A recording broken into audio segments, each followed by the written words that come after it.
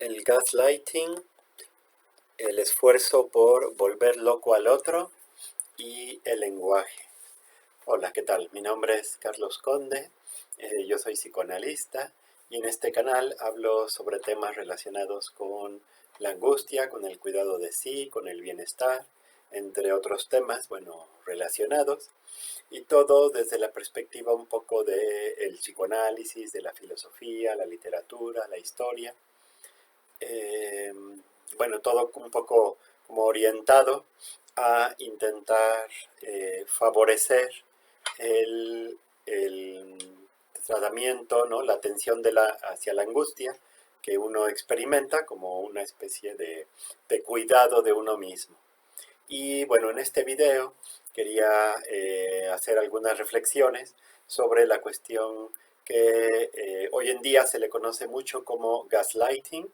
Es una palabra en inglés para la cual, bueno, yo no he escuchado una buena traducción en español. Eh, entonces, bueno, utilizo el término en inglés. Y primero, como un poquito de historia muy básica acerca del término, se refiere o surge a raíz de una película de los 40 del siglo pasado, si no mal recuerdo, que se llamaba Gaslight, justamente como luz a gas, ¿no? Luz de gas, eh, en el que un hombre deliberadamente intenta volver loca a su esposa, introduciendo cambios, haciendo cosas en la casa donde habitan, de tal manera que le dice que ella las había hecho, pero ella no recuerda haberlas hecho, bueno, efectivamente no las había hecho, pero bueno, la va envolviendo en muchos de este tipo de mecanismos, ¿no? Negarle cosas, decirle que está loca, maltratarla psicológicamente, se diría hoy en día. Entonces, bueno, hace mucho esfuerzo para ir volviéndola loca, porque, bueno, le interesa quedarse con su dinero. Entonces, bueno, a partir de esa película se ha utilizado esta palabra, gaslighting, justamente como para referirse a esta idea de la posibilidad de volver loco al otro y a los mecanismos, ¿no? Para referirse a los mecanismos que se utilizan para ello. Eso me lleva a pensar en un estudio que se realizó, si no mal recuerdo, en Estados Unidos, en el cual, bueno, se estudiaba a las familias de personas aquejadas de locura, ¿no? De esquizofrenia, y se descubría, por ejemplo, que uno de los rasgos que había mucho en esas familias era los mensajes de doble vínculo, se llamaba, o simplemente mensajes dobles o mensajes contradictorios, que quiere decir que en un mismo mensaje, por ejemplo, en dos diferentes niveles de la comprensión del mensaje, se transmiten ideas distintas.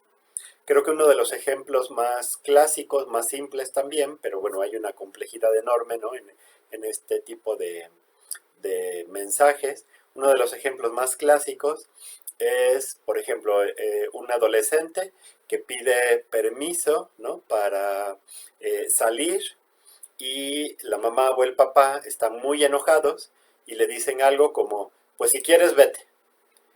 Claro, aquí podemos ver fácilmente que hay un doble mensaje porque a nivel de comprensión, digamos, lógica del lenguaje, pues está diciendo, si quieres, vete, ¿no? Es decir, si ese es tu deseo, pues ve. La lógica ahí es como muy simple. Pero si leemos el mensaje a través del tono, del lenguaje no verbal, de la situación, del contexto, entonces podemos ver que aunque se está diciendo que sí, el mensaje lleva implícito, ¿no? Una carga de enojo, incluso una carga de amenaza muy fuerte, ¿no? En el sentido de que si haces tu voluntad, pues te puedes ir, pero así te va a ir después, ¿no? Te vas a enfrentar a enojo, a violencia, a otras cosas. Entonces, ese tipo de mensajes, digamos, son una especie de cortocircuito para la mente, porque en un nivel crean una realidad y en otro nivel crean otra realidad distinta. Digamos que uno podría decir, bueno, pero pues uno los puede identificar fácilmente y no hay mucho problema.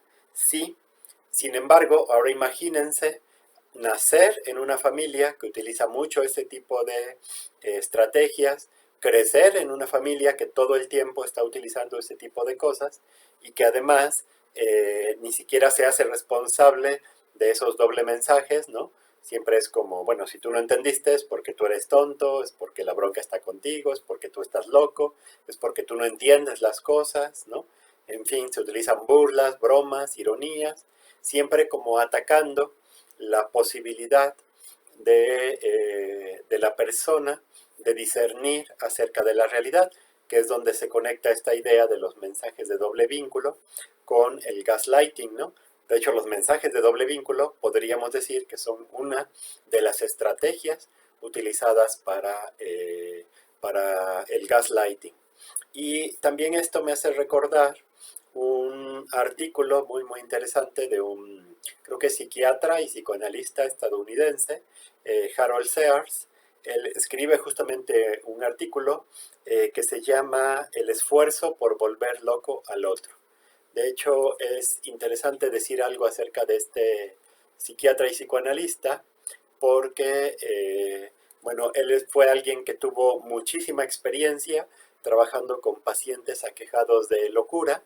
Entonces, bueno, mucho de... Y además como desde perspectivas novedosas, ¿no? Desde perspectivas no solo encuadradas por los métodos tradicionales de la psiquiatría o la neurología, sino abierto a intentar diferentes maneras de abordar estos tratamientos y sobre todo, y eso es algo que me gusta mucho de este autor, que también por eso lo recomiendo mucho, siempre, digamos, trabajando mucho en su propio análisis. De hecho, uno lo puede ver en sus escritos, ¿no? Cuando él habla, por ejemplo, de algunos casos de locura que atendía, también analiza su propia implicación en esos casos, incluso, digamos, en la locura de sus pacientes, ¿no?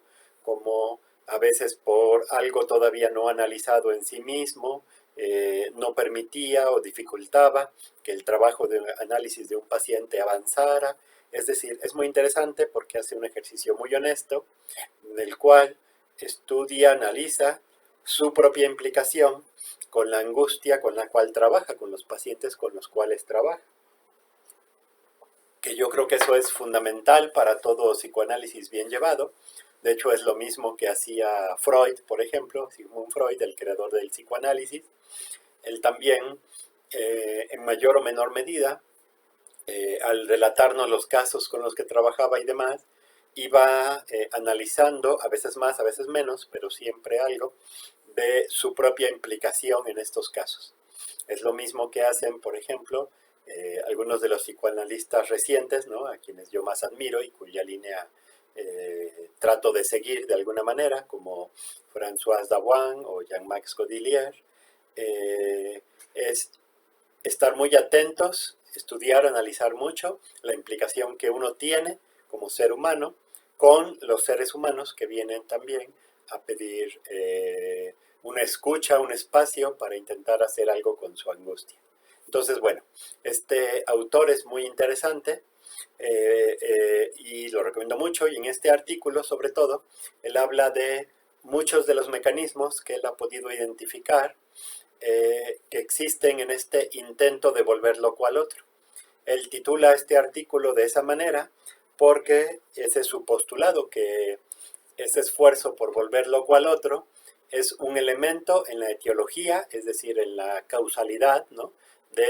Y en la psicoterapia también, de la esquizofrenia. Es decir, él dice que en todo caso de locura, esquizofrenia, uno puede identificar un esfuerzo consciente a veces, pero la mayoría de las veces más bien es inconsciente, ¿no? O sea, la gran mayoría de las veces es inconsciente, por parte de sus familiares, principalmente los más cercanos, aquellos de los que más ha dependido a lo largo de su crecimiento, ¿no? De su niñez, su infancia, su adolescencia, estos pacientes, detecta en ellos justamente un esfuerzo por volverlo loco. Insisto, esto es muy importante entenderlo bien, porque no es una acusación, digamos, no se acusa a nadie de que, o bueno, a casi nadie en realidad, de que deliberadamente estén intentando volver loco al otro, ¿no? Más bien son mecanismos inconscientes y es necesario entender esto muy bien porque no es un asunto como de culpabilizar ni nada por el estilo, simplemente es de cómo poder incidir en estos mecanismos para poder intentar una cura, pero también, bueno, para que si nosotros de cierta forma nos damos cuenta de que en mayor o menor medida somos víctimas, ¿no?, de este tipo de esfuerzos, podamos irlas identificando y podamos también irnos liberando de ellos, podamos ir buscando maneras de salirnos de estas lógicas. Entonces, bueno, este artículo es muy interesante porque habla justamente como de estos intentos dobles, o más bien estos niveles dobles de los mensajes. No sé, por ejemplo, si hay alguien que maneja un nivel doble en la comunicación con alguien, ¿no? Que por un lado sexualiza mucho la comunicación, pero por otro lado pareciera que a nivel lógico, a nivel de contenido del discurso, intenta mantener el discurso muy en lo racional. Entonces está haciendo un juego ahí muy extraño, ¿no? Porque por un lado pareciera que está hablando muy racionalmente, pero por otro lado sexualiza mucho el discurso. Y cuando el otro dice, ah, es que tú me estás confundiendo aquí, ¿no? Es que tú estás haciendo esto y el otro, la persona dice, no, tú estás loco, ¿no? O sea, tú que piensas mucho en sexo o en esas cosas, pero no, justamente existe este esfuerzo, por ejemplo, doble por sexualizar y mantener un discurso intelectual, por ejemplo. No sé, hay muchos ejemplos que podemos pensar de todo este tipo de estrategias, del gaslighting, de los mensajes de doble vínculo, ¿no? Pero bueno, aquí hablaré ahorita solo de algunos de los más básicos, como es decirle a alguien, por ejemplo, no es que tú estás loco, tú estás loca, es que tú no entiendes, es que tú lo ves todo nada más desde tu punto de vista, es que tú dices eso porque estás enojado, estás enojada, tú dices eso porque eres mujer o porque eres hombre, y pues todas las mujeres son de tal manera o todos los hombres son de tal manera, ¿no? Todo ese tipo de descalificaciones son un tipo de gaslighting porque no se le está reconociendo el valor y la función a la palabra del otro, sino que se le rechaza de antemano y peor aún por alguna característica propia de esa persona. Entonces es como si todo lo que dijera simplemente no valiera la pena. Entonces imagínense estar sometidos a eso desde que uno es bebé, desde que uno va creciendo, ¿no? Todo el tiempo. Es realmente enloquecedor, ¿no?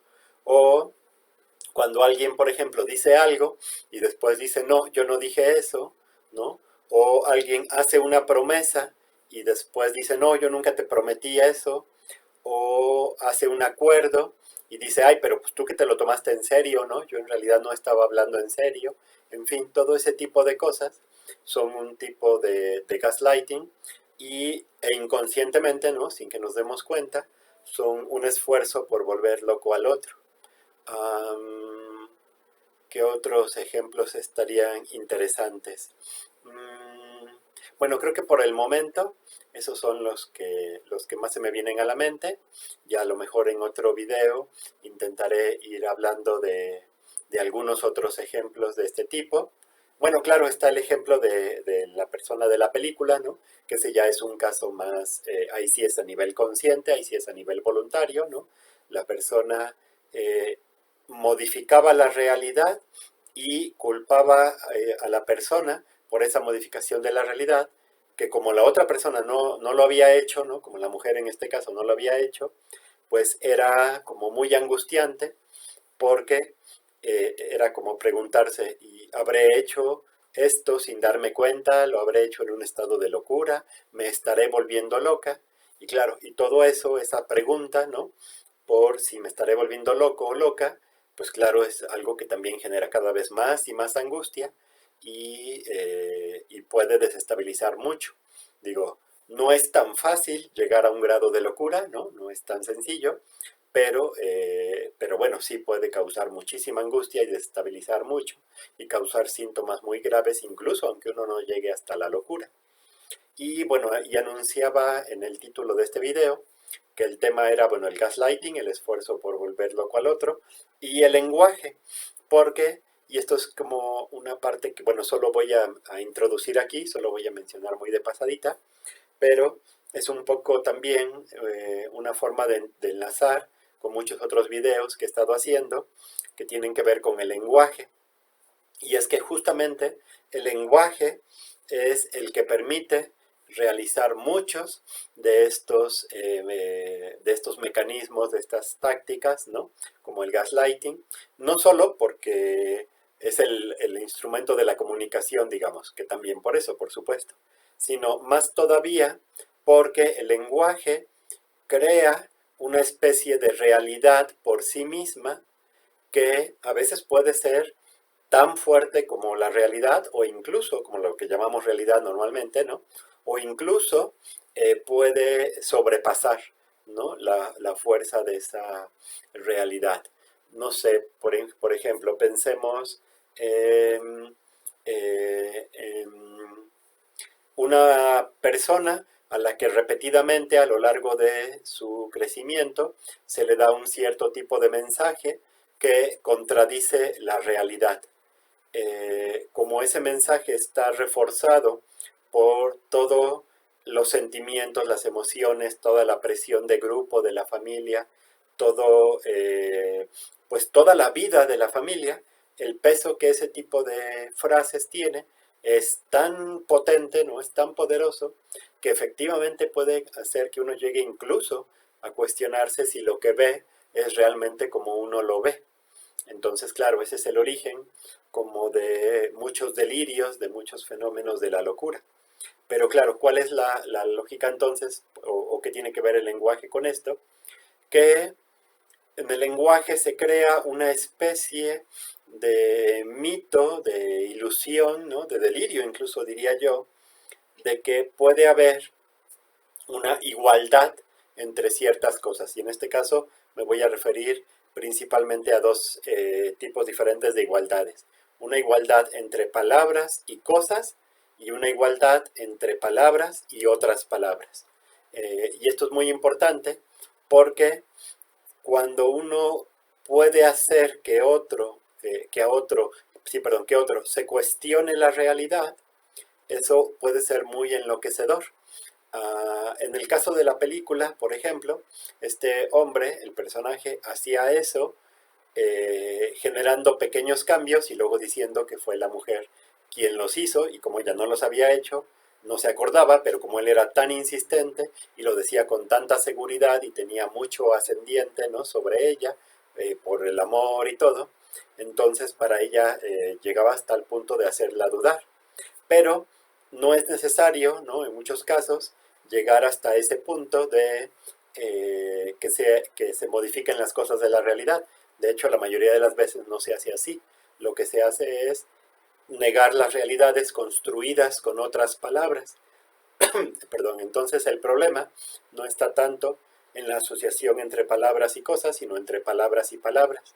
Eh, Cuando uno, por ejemplo, hace una promesa, no la cumple y luego le dice al otro, no, pero es que en realidad yo nunca te prometí eso, es que tú te lo creíste, es que yo nada más estaba jugando, lo que sea. Primero creó una realidad, ¿no?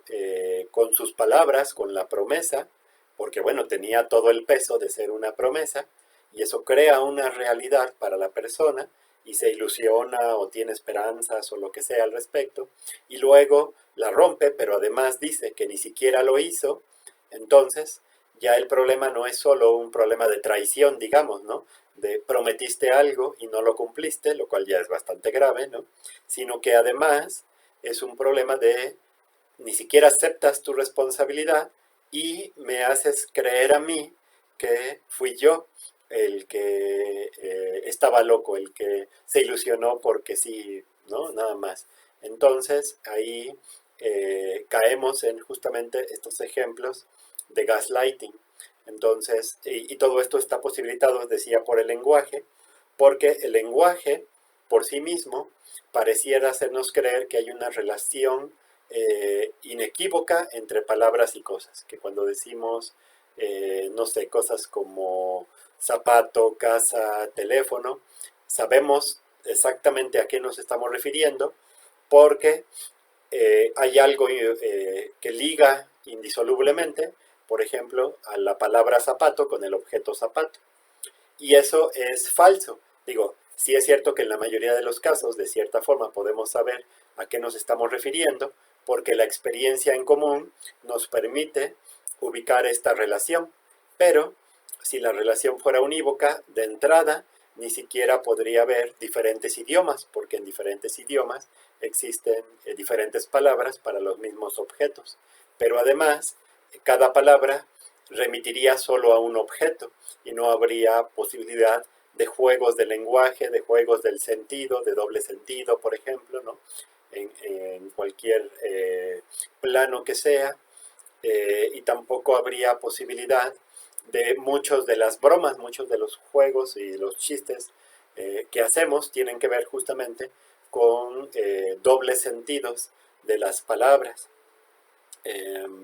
Y esto se complejiza más, ¿no? Y se nota todavía más cuando hablamos de relaciones entre palabras. Por ejemplo, cuando decimos el amor es un sentimiento placentero hacia alguien, no sé, estoy inventando, ¿no? Entonces, estamos hablando únicamente de, o principalmente de, nociones abstractas. Porque si uno tuviera que decir, bueno, muéstreme el amor, ¿dónde está el amor? Sería muy difícil o imposible mostrar un objeto que fuera el amor, como sí puede hacerse con el zapato, por ejemplo, con el teléfono o la casa. Hay objetos concretos que de alguna manera remiten, ¿no?, más directamente en ocasiones a la experiencia de la palabra. Pero en el caso de nociones abstractas como amor, sentimientos, agradable, eh, todo es abstracto, nada se puede ver, todo es producto de, perdón, de una realidad que se ha construido con las palabras, y entonces eso puede ser suficiente por sí mismo para crear una realidad que envuelva a la persona, que determine mucho de su actuar, de su vivir, de su ser, y, eh, y también puede ser suficiente para, al negar esa realidad, al cuestionarla con palabras, puede ser suficiente para ejercer estos mismos mecanismos de gaslighting. Ok, por hoy aquí voy a terminar.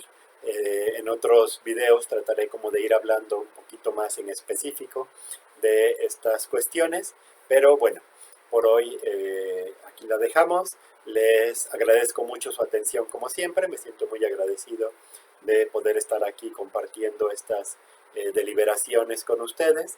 Y bueno, me gustaría dejarles como pregunta, por si quieren participar en estas reflexiones, si ustedes han identificado algunos mecanismos de gaslighting, de intento de volver loco al otro, de mensajes de doble vínculo, ¿no?, en sus propias vidas, sea que los hayan utilizado con ustedes, sea que ustedes mismos los hayan utilizado, ¿no?, con alguien más.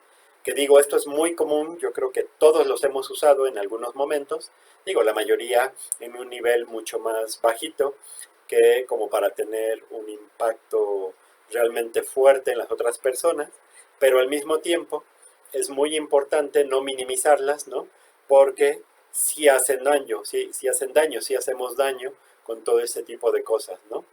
Cuando utilizamos frases del tipo, ay, tú dices eso porque eres mujer, o tú dices eso porque eres hombre, o es que todos los hombres hacen esto y por lo tanto tú eres como todos, ¿no? Tú haces lo mismo. Cuando le decimos al otro, no, es que tú de plano solo ves las cosas desde tu perspectiva, es que tú estás loco, es que tú no entiendes. No siempre, pero puede ser que hay ocasiones, muchas, ¿no?, en las que estemos utilizando este gaslighting y que estemos entonces haciéndonos como cómplices sin darnos cuenta inconscientemente de esto. Entonces, por eso dejo la pregunta de si ustedes pueden ubicar si en algún momento han utilizado con ustedes o ustedes han utilizado con otros, o simplemente han visto en otras personas ejemplos de algunas de estas técnicas, y qué piensan ustedes al respecto. Bueno, muchísimas gracias y nos vemos en el próximo video.